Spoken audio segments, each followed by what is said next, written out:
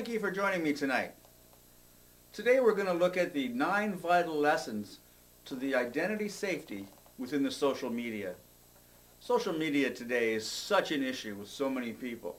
I find people are either so relaxed with it or so terrified that they just don't understand. And it's because they don't understand it. My name is George Greenwood, Canadian Identity Resources and Keeping Your Identity Safe seminars and training.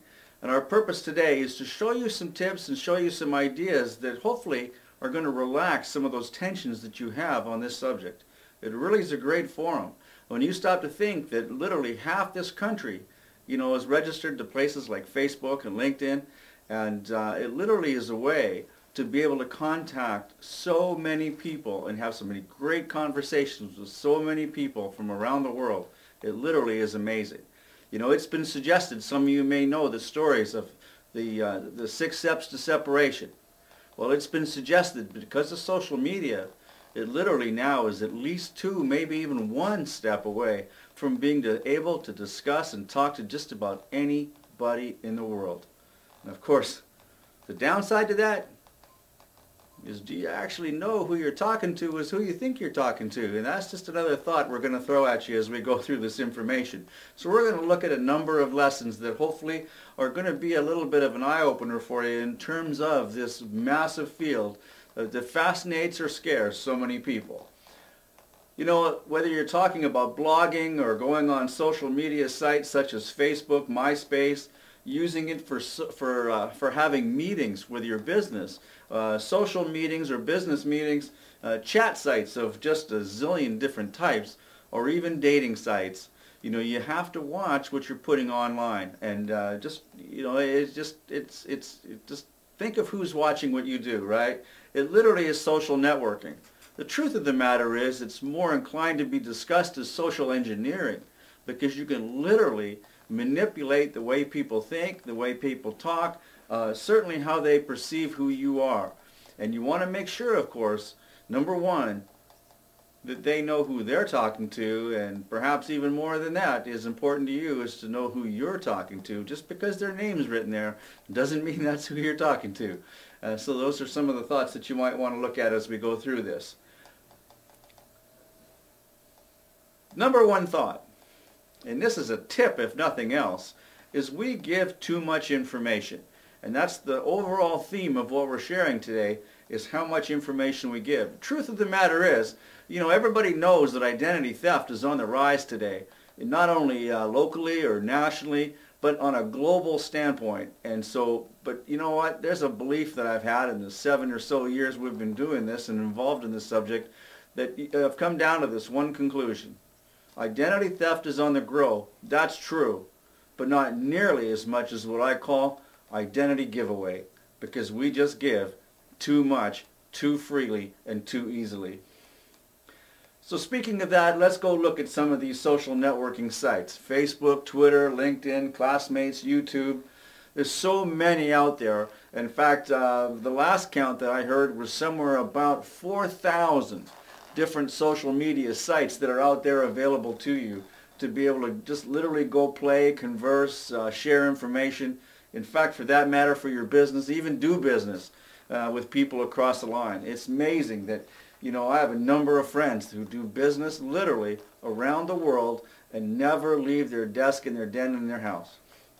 It's just an amazing concept of how this has opened up the whole world. But here's some of the points that we want to look at. And we'll just go down the list of what you see behind me here. Let's start right at the top. How many of your kids' photos do you have on a site?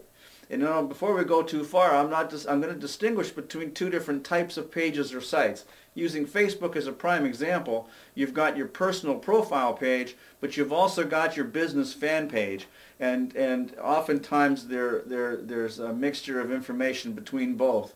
Keep one way, keep the other way, and understand why you're on there in the first place. In fact, that's a clue. That's a tip right there for you too, is before you go on these sites, give some thought, slow down, give some thought to why you're going onto these very sites in the first place. What is it that you want to accomplish?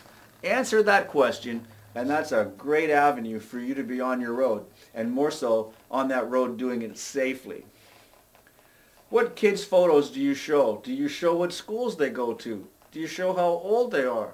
You know, recently I saw a case of a family that went away on a vacation, had a great family vacation, and came back, and their 16-year-old daughter was with them on this vacation, and of course there were some photographs of them all being on the beach, and it was amazing how many more friend requests she got after they got back home from their vacation. Why? Because here's this young 16-year-old girl in a bathing suit on a beach, basically, pardon me for saying this, but there's an old adage in business that it pays to advertise.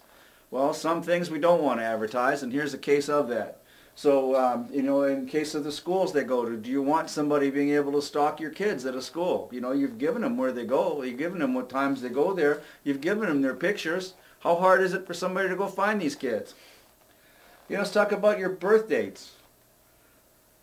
When I talk to the interviews that I've done with former identity thieves, they told me in some cases they would take up to a year to build a profile on a prospective victim. The reaction they tell me now is, oh wow, it's just too bad Facebook or these social media sites weren't around when I was active in the business. That's their comment. Because what took them a year to put information together, oftentimes in just a 5-minute span going on some of your pages, they're going to find exactly everything that they want. In fact, it's kind of tongue-in-cheek. For a while I go back to a program that I've instituted called the Silver Platter Award. And I've given these out on occasion to somebody I've picked for that week, and I say, you're the winner of this week's Silver Platter Award. And they go, oh wow, what did I do to qualify for that? And I said, well, not too much, other than the fact, of course, that on your Facebook page you literally gave your life away on a silver platter. Now, you laugh at that if you want, but while you're laughing, I want you to think about your own page for a minute. My suggestion is sometimes, and I had to struggle with this for the first while, whether I wanted to believe what I'm about to tell you or not, but I've come down to the fact that in today's marketplace, this is an essential tip for you, and that is simply this: the truth does not need to be real. And what I mean by that is, on this slide I've shown a birth date, prospectively being June 30th, 1972. That's an important birth date if you're applying for a mortgage, applying for a job, or doing some legal documentation. But when it comes to being on social media, it's not a contract, it's not a mortgage, it's nothing officially legal. So my suggestion would be maybe to change it to May 28th of 1973 or something like that. Alter it. First off, don't put the year. That's critical. And I question why you want the birth date on there anyway. And the real reason, let's face it, you and I both know it, you just want to be ego-stroked with 150 or so happy birthdays on the date of your birthday, because other than that, there's no reason for it to be on there. Your close associates and friends, they know about you, they know this kind of information already, so why are you giving it away for somebody? You know what? There is something like 600 to 700 crime groups that use Facebook and other similar programs and platforms as their personal library, and here you are giving that information away freely. Quite frankly, freely, along with all those vacations that you took. Business, school, hobbies, interests, resumes, both from school and personal, your interests, your hobby, everything is on those accounts showing your interests, right down to the very songs you like to listen to. Everything about you is on there. So chances are, if I was to go through your list of what you've shown on there based on people's personal preferences, I bet it wouldn't be too hard to find your PIN numbers and your passwords just based on the information that you have, because people usually use that background information as the source of those PINs or passwords. So you might want to do that. The most vulnerable, the worst of all in my mind, is travel plans. How often have you seen, oh, 6 more sleeps and I'm going off to the coast of Spain? Okay, great, I'm happy for you. But literally, think about what you just did. You advertised to the whole world that your house is empty for at least a week. You've advertised that around. And so, some people say to me, well, that's okay because, I've got a relative that's going to be staying in the house. Well, you know what you just did? You put them in possible harm's way. If somebody broke into that house, they could get hurt, seriously hurt. And so you don't want to be doing that. My suggestion is, when you get back from your trip, post the pictures that and tell them how much of a good time you did have. And these are the places that we did go to. And you know, and show what you did do, not about what you're about to, and advertise freely. And being away and advertising them, same difference. You're telling people that you're away, and you're also telling them, because of your place in society, that you're able to afford something like that, which says that you're leaving yourself vulnerable to some of these people who might feel somewhat jealous of the fact that you can afford that trip, meaning that there's things in your house that they could take advantage of, all because of this social networking thing. So again, watch the information. Use it to do what it is that you want to do, and only use it for that. Now, I know, because I've been caught into it myself, it's so easy to go down these forms and fill them out because it becomes fun. It's stuff that you want to share, and you want to put this stuff out. But always remember that it's out there for anybody to get. And oh, by the way, there's one more thing with this whole social media and internet thing, for that matter, is think of it this way. Think of all of these things that you put on that Facebook page or the LinkedIn page or classmates or what have you. Think of that information as being in a liquid state. And each week or each day, you know, you use a part of it, you pour that into a little container. And at the end of that week, you take this container that's full of all the little bit of phone number, a little bit of account number, a little bit of social insurance number, a little bit of driver's license number, all these things that you've done all week long. And it's now in a liquid state, and at the end of the week you go down to a raging river and you pour that information in that river. And then you have this brain thought that says, you know what, I shouldn't have done that. Now that you've poured that liquid into a raging river, can you get it back? You know, you and I both know that's not possible. You might be able to fill that jar back up again, of course, from the river, but it's not the same information that you poured into it.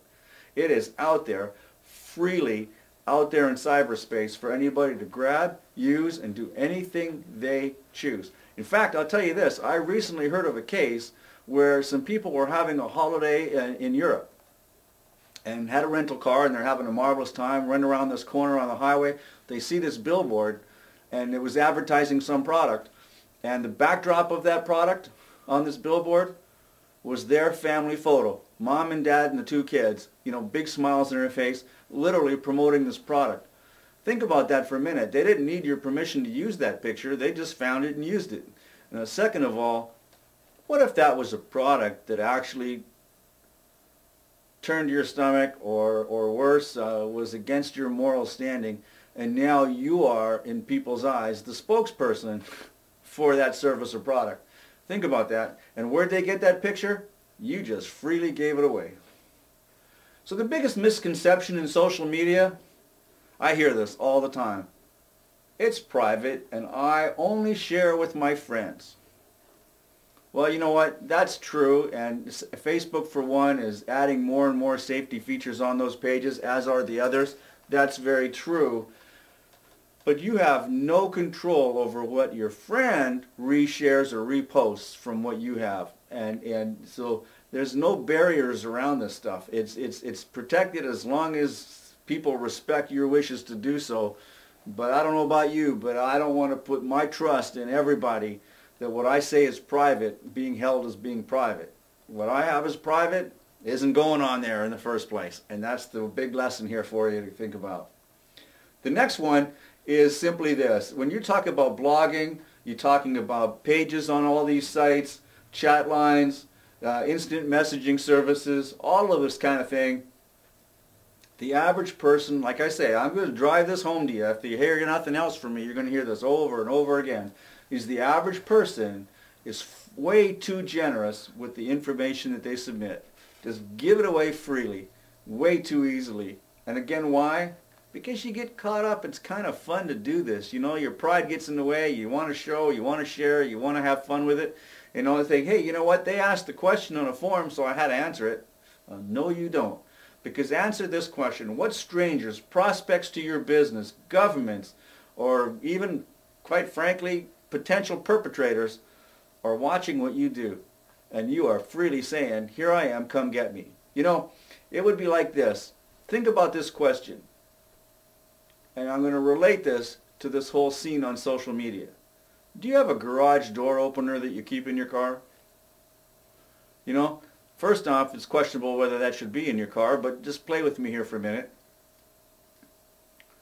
Why not just take your house key and put it on a chain and hang it around your rearview mirror? You think that's ridiculous? Somebody could grab that key and break into my house. Well, you know, breaking into your house is minor considering all the instructions and the information and data that you've shared with people about your house, where you live, where your phone numbers are, where all this stuff is, and your family and your pictures and about your business and where you've been, where you're going, what your interests are. You think about what you share. And like I say, I'm sorry if it seems like I'm dragging on with this, but only because I want to embed this in your heart. You need to be considerate about this. The big question is who's watching you. Those also, from a business perspective, could be clients from other businesses, which is great because that's called a prospect, but it could also be other businesses that want to figure out how to sabotage you and use that information in other ways to gain their, their advantages, or more importantly in their mind to be able to destroy yours. And that leads to an area of what's called malicious identity theft, where there are cases where either an upset client or an upset employee literally for no financial gain just simply decides that they want to destroy your operation and discredit you in any way, shape, or form. And this is a great way to do that. Blogging is another one that's huge today. Absolutely. And you know what? We all need to do more with this. Speaking to myself, I'm looking in the mirror as I say that to you.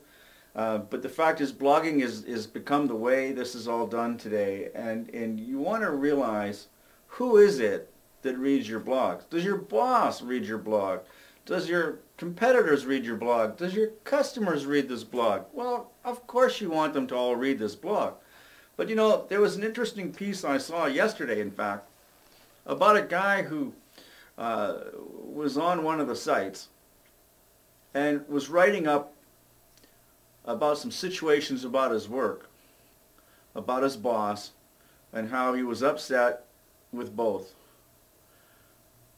And the next contributor to the blog was in fact his boss telling him, you might remember me, I'm the guy you're talking about, I'm called the boss, and that thing that you just described as being what you don't like is very simply called your responsibility, and it's your job. So therefore, don't bother coming in tomorrow. Consider yourself not having that job because after all, you don't like it anyway. So who's reading this stuff that you're publicizing? Keep that thought in mind when you're putting stuff out. Changing topics entirely here, looking at some of the things that can be worked against you, is a subject that more and more people are starting to become familiar with. It's been around for a long time now, and that's called phishing. Phishing with a PH. You know, it's so many times people say, well, you know, I'm not that dumb. I couldn't fall for this. Well, you'd be surprised. If people didn't fall for this, the thieves would not be doing it. It's as simple as that. And this is where you get an email, like in this example right here. I've used this one from the Bank of America, simply saying that your online banking has been blocked. You need to follow these steps to fix it. And I tell you what, I'll guarantee you your account will be fixed if you hit that link, but probably not the way you want it to be fixed. And so you want to be able to watch this. Some of the clues: bad spelling, bad grammar. Now, the ultimate question is, how do you have a problem with an account with Bank of America if you don't even have an account with Bank of America? You know, think about that for a minute. You know, but the thing is, you think, oh, this is ridiculous. I get 100 of these things in a given period of time. Why would anybody fall for that? That's true when you don't have. But if it's a Bank of Montreal, a Royal Bank, a TD Bank, and an account that you actually have an account with, then you think, oh, I wonder if that's true. Now, no bank will ever suggest through an email that there's a problem with your account. They will get hold of you other ways if that's the case. It used to be said that don't worry, banks will never email you. In fact, think about it, your bank may not even have your email address. But I'm sad to say today that's not true. Many banks now are wanting your email address to be able to suggest that you do, more and more online banking, and that you do more and more electronic transfers of statements rather than using the mail. So you do get some emails from banks today. But it could be your banks, it could be department stores, it could be places like PayPal, it could be places of any place that you've done business with. And if the thief has done his homework, he knows where you've done business. So it's a lot more vulnerable to get you if it's a place where you have in fact done business. So it's easy to say, hey, it won't happen to me. But you know what? It's easy to fall for these when it is an account that you do business with and you think, hey, what if it is true? So here's the tip. If you get one of these and it is with the company you deal with, my suggestion is, first off, never use the phone number that's on the email, ever. Look it up, phone them, and verify this information. I'll guarantee you that it won't be. It won't be authentic. But in the event that it is, you've got that verification and the satisfaction because you've contacted them directly with the number you looked up, not the number on here. And just be able to follow through with that. Better yet, next time you go to the branch, ask them, and they'll be able to look it up for you. And probably is, you've got no problem with your accounts. The next one, and I love this one, just to show you how sick-minded I am, I actually collect a bunch of these. And this is my favorite. This is one from a few years ago now, from the UK National Lottery. Now if you look at this and study it for a few minutes, which of course we don't, because when we get a letter that says congratulations, you're in total shock and happiness that you're willing to say, hey, listen, it's worth the chance, because look at, that's a lot of money. That's roughly what, I think in Canadian money that would be what, about $1.5 million? So you're going, whoa, this is fantastic. Look at me, I won. But stop for a minute and analyze this. Number one, Cox.net is an email address from Oklahoma and northern Texas. So I'm sure that the UK National Lottery is not run from Dallas. You understand what I'm saying? So that's just not the way it's going to work out. And final notice for what? Now, dear winner, do you think that if you won $1.5 million that an email coming to you about your win would say, dear Fred? It wouldn't be, dear Mary, dear Susan, whatever your name is. It's not going to be dear winner. It's going to be named to you as the winner. You watch the grammar, you watch the spelling, the punctuation. There's so many things here that are out of place. The other one that's been brought to my attention is the fact that the numbers are not in order. If it was a real one, the numbers of the prize, the winning numbers that were selected would be in order. But that's just a small detail. And I love this one. This is the best part of all. I'm sure that the agent that looks after the UK lottery is not running verification depot 007 at hotmail.com. I'm sure that the UK National Lottery is not using Hotmail for their emails. So just go through this. But they always seem to ask you for your name, your address, your PIN numbers, your phone numbers, your address, everything about you they want to know. Hey, if you're the winner and you've... First off, here, answer this question. How could you win a contest you never entered? You explain that to me right there. Another one that comes with this is suggesting to you that you've won a trip and you verifiably have won this trip, but it's going to cost you a small registration fee which you have to supply your Visa or MasterCard number in order to be able to get. Do not fall for those. The other one too, by the way, there's a current one out right now from the organization that looks after money transfers for PayPal and the banks, suggesting that you did do a purchase that had problems with it and you need to contact them immediately to fix it. They're going to fix it, okay, because they're going to want your bank account numbers of where they can send your funds to, and I tell you what, they're going to come from your account, they're not going to your account. You can guarantee that. And so you want to watch this. Another one currently out right now, in fact two of them right now, with being, we're approaching tax time, suggesting that there's funds that should be returned to you from CRA. Please click here to be able to get those funds. Those are bogus. Do not fall for those.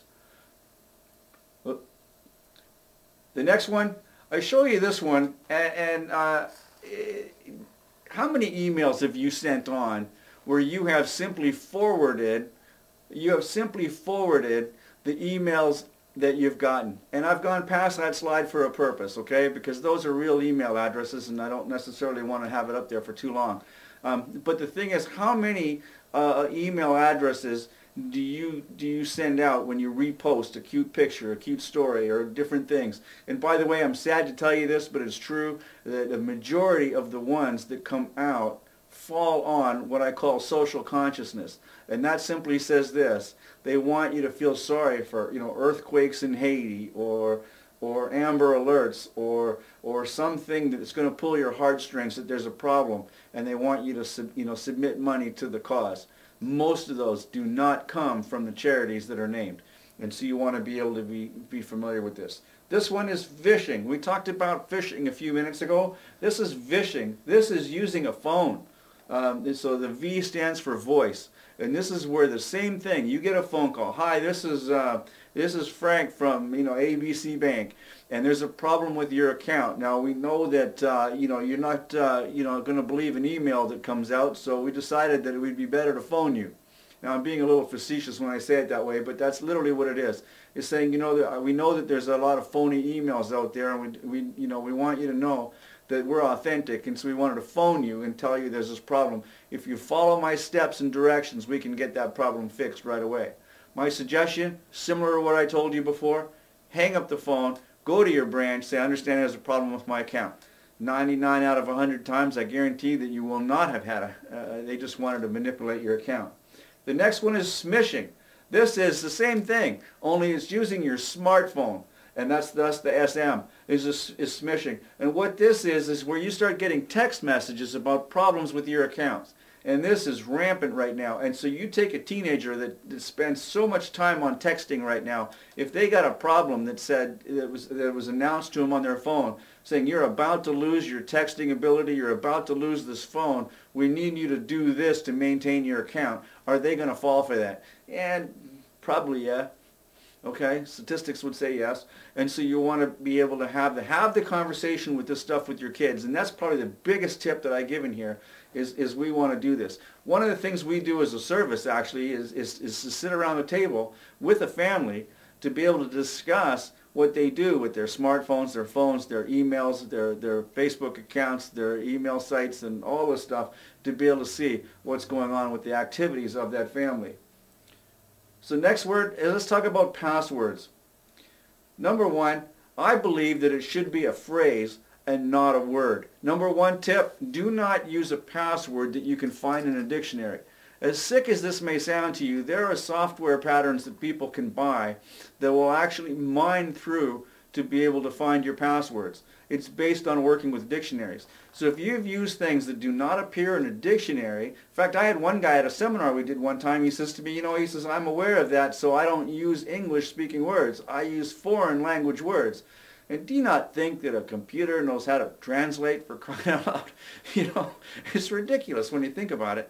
So you want to use terms, and so you want to have it, like here's an example of one I like to use as a sample. Is 2 little red chickens go for ice cream. How would that appear as a password? Well, it would appear like this. So what you see here behind me is the 2 little red chickens go for ice cream. Now, you want at least one uppercase letter and the rest smaller case. You want at least a couple of numbers in it. In some cases, you can even use symbols. Dollar signs is an S, exclamation mark is a 1, different things like that. And to be able to have different things that you know what they are. But the problem with that is certain programs will not accept symbols. So what's the answer? Letters and numbers, mixture of lower and uppercase is the best way. You come up with a dumb phrase like this, it's something that you can remember. And you can make variations from different accounts. The other thing is, by the way, is going back to that, is PIN numbers. 1958, the most common PIN number out there. And why? Because most people use the year of their birth, and there was more people born in 1958 than any other year in history. So therefore, it's the most common. So let's look at doing business online. You want to make sure that the business that you do is secure. So one of the things you can do with that is watch and make sure always that if you're doing commerce on a site, that it's HTTPS, that S appears, and that there is a padlock somewhere along that upper line of your address bar. You want to make sure that that kind of thing is on there. You want to show that they show the SSL certificates, the fact that they've got the I can't even speak, the verificationable information about their their security systems that are on there. You want to double check that information. So think about this. And I alluded to this right at the start. What you put online might as well be one day a headline. Don't put anything on a social networking site that you wouldn't want your mom or your grandmom to be able to read in tomorrow's Globe and Mail newspaper as a headline. Because you know what? It just might be. You've seen cases where people as politicians have had to drop out of the race because of things that have been done online to discredit them. And most of the cases they did it themselves, but they just weren't thinking. So think before you post. The next one is very simply this, and I say to you, just remember this, that you or your client's information is an identity that is freely showing its face on the social media sites. So in most cases, this information you need to keep to yourself. With that, I'm going to open it for some questions that we've been able to pass on, and I just want to be able to go through these with you. And number one, our password could be as complex as possible, but is it still registered on the site and can therefore be hacked? One of the tips that I give you in that particular area is, you know where it says, do you want the computer to remember your password? The answer is no. You know, if somebody got into your computer and you've got all of your programs, especially your banking, if that's on there as being registered, then it just makes it that easier for somebody to go. They don't have to know your password, they just need to get into your computer. So the answer to that, yes. Two more complicated, the more complicated your password, the more difficult it is to remember. What if I have dozens of accounts? Well, this is a complicated question. It's a good question. And one of the things that you want to look at is, you know, people say, well, I've got a dozen accounts and that's too many passwords. What if I use the same password for each one? And you know what? The danger with that is if somebody figures out one, they've got them all. And one of the ways you can get away from that is having the same password with perhaps some variations from one account to another. The simplest way about it is, the longer it is, the better. They say that a one-letter password takes a microsecond, a nanosecond, for it to be able to be found through these mining processes. It takes no time at all. If you've got 12 or 13, you know, it would take literally a dozen to 12, a dozen or more hours to be able to figure out electronically. So somewhere in between is practical. The more complicated, like I say, if you use phrases as opposed to words, don't be using like pet names, your kids' names, your granddaughter's names, you know, those things that are called obvious. And truth is, like I said before, so many people's passwords are taken from what they're familiar with, and what they're familiar with is blasted all over their social media sites. So if you just play with what you find, you can probably find your passwords. So keep it a little bit more complicated. How can someone be allowed to use your personal images commercially without your consent? Isn't that illegal? Yes, in this country. But if you remember, I noticed the example I gave you was in Europe. It wasn't in this country. And so not only that, it comes along with what's the odds of you being in that town where that's been used. So is it illegal? Well, I guess how many things happen on a daily basis around town that is illegal anyway, you know, and that's not being cute with the answer. It's just a matter of fact. And what recourse have you got? And if there is recourse that you've got, are you willing to go through the expenses of having to exercise that right? You know what? What it all boils down to is simply this. Why allow yourself the problem of getting in the subject in the first place? If you limit what they have access to, then you've limited what can ever happen to you. And it's literally that simple. Keep it simple, keep it light, and just keep it so that there's not too much being accessed. I was on an account yesterday where there was literally a 2,000 or more photographs of their family on their site. It is, in fact, their public family photo album.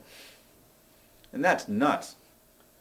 Another question, I see YouTube videos being shown and shared,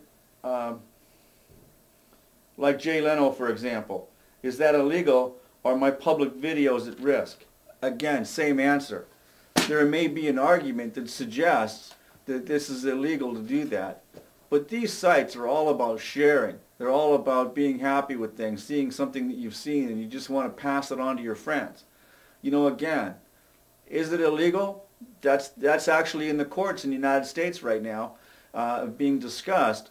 But really what it all boils down to is it's not about whether it's illegal or legal. It's literally about having access to information that you have freely shared. If you don't want it to be shared, don't put it out there. Be very careful what you put on a YouTube video. You know, let me give you an example. How long ago was it that young girl sang a song? It was put on YouTube at noon. She was with Lady Gaga in the afternoon and put on the 6 o'clock news that this all took place.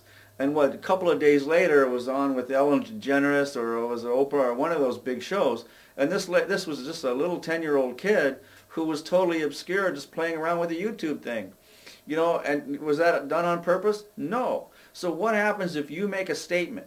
And here's another thought with social media. I meant to mention this earlier, forgive me. Is, you know, in the cases of somebody going for a job today, your resume is not important. Most people from HR will now go look up their prospective employee on social media to find out the real story because, hey, we both know a resume is nothing but an application for sainthood. You know, you're just absolutely perfect the way that is all spelled out about you. And the real story of whether you go, you know, drinking with your buddies in the back of the trees at the park or whatever you do down on the beach, you know, is now public. And it is literally public domain. So, hey, if you don't want somebody to see it, like I said before, if you don't want your grandmother or your mother to see this stuff, don't put it up there. And with that, I thank you for joining me. My name is George Greenwood, Canadian Identity Resources and Keeping Your Identity Safe seminars and training. And I look forward to sharing more information with you as weeks go by. You take care now, and see you later. That's it for today's show. We hope you got some useful information that will help you grow your business. If you have any questions on this week's topic, feel free to contact our guest speaker directly by email, which is shown on the left of your screen. If you have any suggestions for future shows, we'd love to hear from you. So till next time, keep on learning.